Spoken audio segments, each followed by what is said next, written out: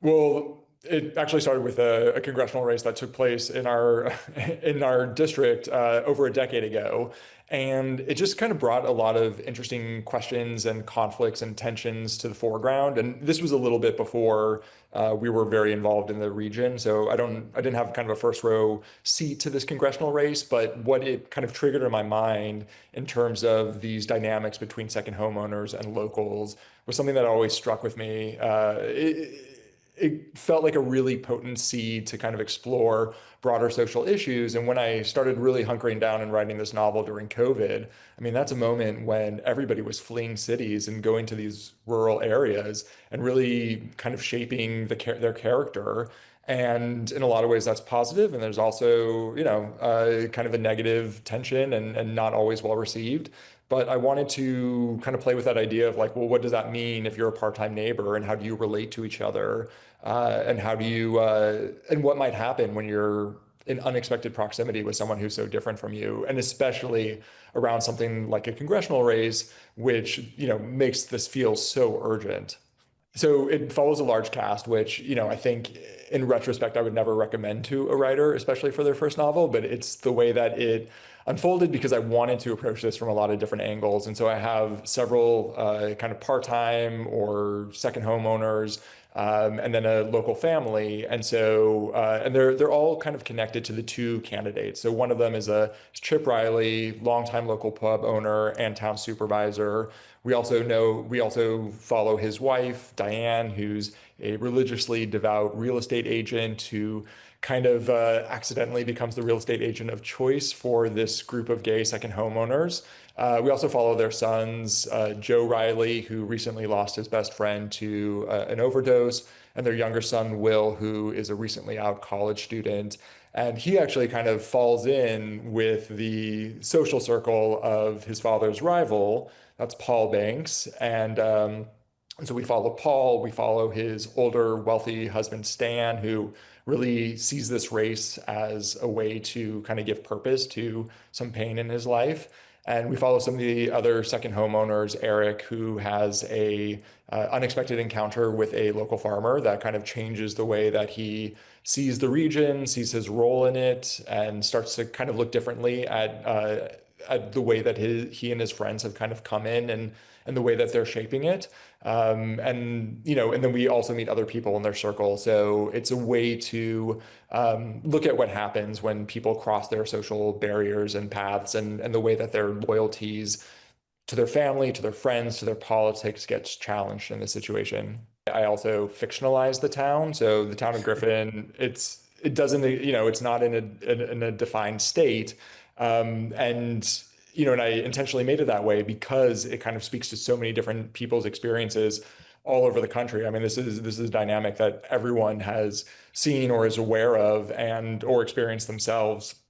And I was interested in the way, and I think there's a way that you could satirize it. It'd be very easy to kind of make the city dwellers, these urbanites who come in and they reshape the town, be easy to demonize. It'd be easy to kind of fall back on cliches of both the locals and the second homeowners.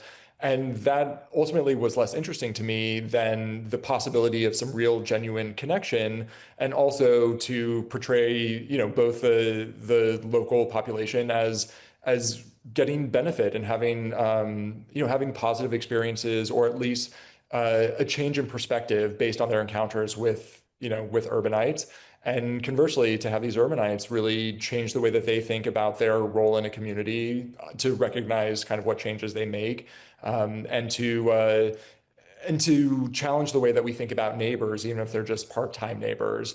And the district that I have experience with up in the Hudson Valley, it's a really interesting example because it's a totally purple district. I mean, it's not, the town of Hudson has become kind of trendy and probably leans a little left, but the surrounding agricultural region, is conservative, leans red. The district itself is very purple. It's a total swing district, gone back and forth in the recent elections. And so I was interested in playing with and exploring what that looks like from the political perspective is when that comes into question as well, and when the region in question or the town in question is not homogenous, and you do have these different worldviews that suddenly come into contact with each other. I mean, I think as you pointed out, Eric Larimer, who's second homeowner, kind of new to the region, and so he starts up an affair with a local farmer, and it was interesting to explore kind of how that became a door for him to walk through to kind of get a broader, more complicated picture of the region. Because, if you're a second homeowner, you think of a place as just kind of your escape. It's where you want to go to not think about the problems in the world, and you just want to enjoy yourself. You want to enjoy your friends. You want to go to a pool party. You want to have brunch. But when you actually start building a relationship with someone who lives there and you start to see it through their lens and you start to recognize all the complexity, some of the sadness, some of the loneliness, it starts to kind of color your vision of this place that you thought was just kind of a fun escape for you. And then it makes you start thinking, okay, what's my role here? What's my responsibility? How do I learn more? How do I actually contribute positively to this place and actually be a good neighbor? And so I love how this affair that starts as this, kind of one night stand opens up all these questions for Eric. And I would say another favorite example is Diane Riley, who's Chip's wife, and the way that real estate for her has become this kind of point where she starts to see things a little differently because of this group of gay men that she has a discomfort with, but who have also given her a sense of professional pride because they've really helped her establish this business and her kind of independence as a businesswoman, and she's very proud of it. And it's complicated because it's also in tension with some of her religious beliefs. Yeah, I think the character voice is something that I'm always paying attention to, and that and I think it's like a key to unlocking who their personality is. I mean, the way that they talk and whether they hesitate or, the kind of language that they use, whether they swear a lot. These are all things that help you understand who they are, understand kind of the energy that they're bringing to a conversation or that they're bringing to another person. And I think in the journalism, just because I've interviewed so many people over the years, and you're always quoting people and you're always bringing their voice into an article in the conversation, and they're always kind of shaping the way that you understand a story.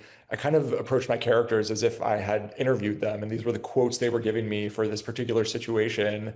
And so making sure that it felt kind of honest to them and true to them, and also, making sure that they were individuals, that they didn't all sound alike, that the members of this family and the member of this group of friends, they're not speaking in the same voice with the same language, that you're sensing who they are and their independence within their voice.